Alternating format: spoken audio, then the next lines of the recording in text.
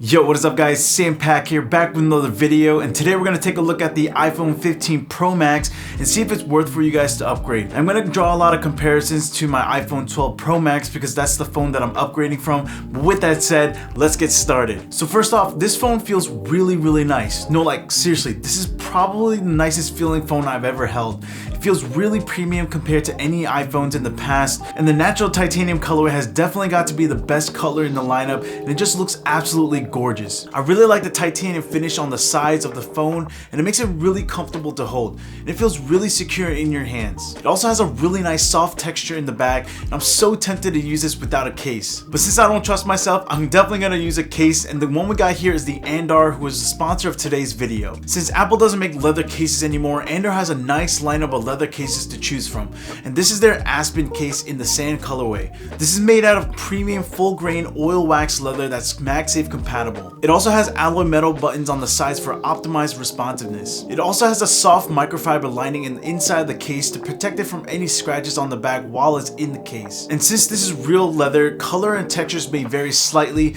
and will also develop a nice rich patina over time. This case is priced at $55 with a 1-year warranty, and they're currently shipping worldwide right now. And you guys can use code SAMPACPACK for 15% off, and links will be in the description down below. Now back to the video. I would highly suggest putting a screen protector for this phone. I haven't had a screen protector for my iPhone 12 Pro Max for years and barely had any visible scratches on it, and I kid you not, I got a pretty decent scratch on my phone in less than 24 hours of unboxing it, and I had to return it to get a new one.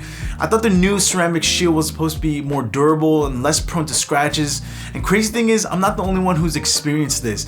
After reading this Reddit post, seems like a lot of people have gotten scratches within days of having their phone and claim this hasn't happened to their previous iPhones that they had. So I don't know, I would definitely put a screen protector on this one the moment you get it. And the next biggest thing I noticed about the phone is how big the camera bump is, and just how enormous the lenses have gotten compared to the iPhone 12 Pro Max. The camera system has gotten at least 20% bigger, but of course it's gotten a lot better too, and we'll get into that later in this video. And they actually got rid of the physical SIM on the iPhone and only uses the eSIM now.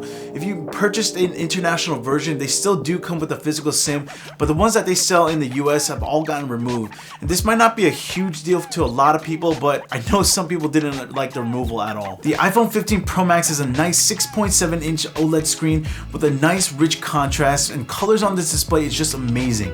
And it also comes with ProMotion, which I've been waiting to experience on the iPhone since my iPad Pro, had it for years.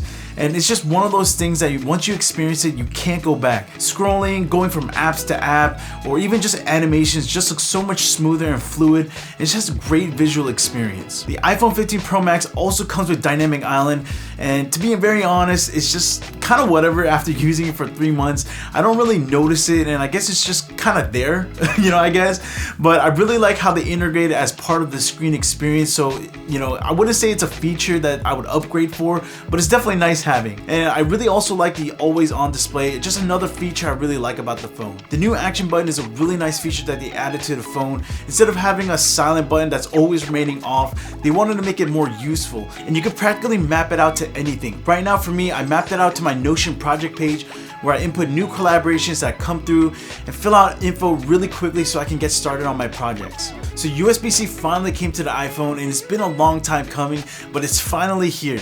And I feel like this is a huge step forward for Apple in their next generation of their phones. So not only are you able to charge your phone via USB-C now, but you can pretty much use any USB-C device. No, for real, like almost anything. You can connect USB-C dongles, hard drives, audio interfaces, and adapters. And just remember what I just said here, and I'll show you guys why this is super useful. So now jumping right into the camera system. Taking photos on the iPhone 15 Pro Max is definitely a huge step up from the 12 Pro Max. First thing you'll notice is the clarity and details that the iPhone 15 has, mostly because of the 48 megapixel main lens, and it just has a better sensor. Even these nighttime shots just look amazing, and still maintaining a lot of the details even when you're cropping in. And I got asked this a couple of times if the 5x optical zoom is worth it. For me, it really depends on if you go out a lot and use it, but day to day, you probably hardly will use it, so it's just something nice to have. So if you're deciding between the Pro or the Pro Max, I would solely base that decision on your screen size preference rather than the optical zoom. The iPhone 15 Pro is also first to get the Apple ProRes recording, which means you're gonna get better bit rates, able to color grade better, and just able to get more dynamic range. And one of the biggest reasons why I want to get this phone was because I'm able to mix this iPhone ProRes footage when I'm making YouTube videos. And instead of buying another expensive camera, I can use the iPhone as a secondary cam, and being able to airdrop these files so easily to my Mac to edit is such a time saver. And here's an example of the Apple ProRes and Apple Log. The footage looks amazing and very clean. It looks almost like any mid to high tier DSLR camera out there on the market right now. And here's an example of Apple ProRes in Apple Log using the 5x zoom with action mode turned on for that extra smooth handheld footage. Like, this is amazing what you can do. But some limitations that I see visually is the lack of depth of field.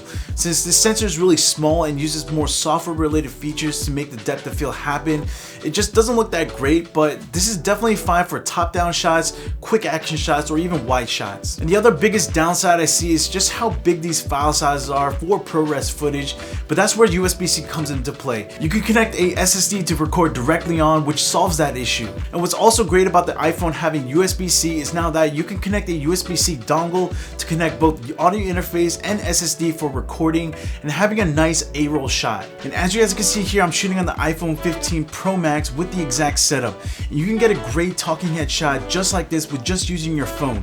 And I recorded this in ProRes and Apple Log, and I also color graded it. And I'm also using my audio interface to connect my shotgun microphone to get nice clean audio. So if your excuse is not having the best camera to start making content, you can have a setup just like this, so there's no excuses. I think this will change the game for a lot of people to get content out faster and quicker, especially for short form content. So should you upgrade to the new iPhone 15 Pro? If you have an iPhone 12 or lower, definitely make the switch. The camera features, ProMotion, USB-C are all three reasons why I would make the switch alone. And if you're on the iPhone 13 or higher, I would just wait a little bit to upgrade because the phone that you have right now is definitely good enough, but definitely upgrade in a couple of years since all of the iPhones from here on in are going to be USB-C and Lightning is going to slowly be phasing out. And if you had a choice between the iPhone 14 or 15, honestly, I would just go for the 15 myself. So general rule of thumb for me, for regular average consumers, I would upgrade after every 3 or so years. There's not enough tech improvements that's going to be worth upgrading every single year. And for me, since I'm creating tech review content, I'm probably going to be upgrading each year to bring you guys reviews like this, but you shouldn't really be upgrading your phone every single year. Just save your money and buy something else. So that's it for this one. Hope you guys enjoyed this video. Comment down below if you guys are going to be upgrading to the new iPhone 15 Pro or Pro Max. And don't forget to like and subscribe, and I'll see you guys in the next one. Peace out, guys.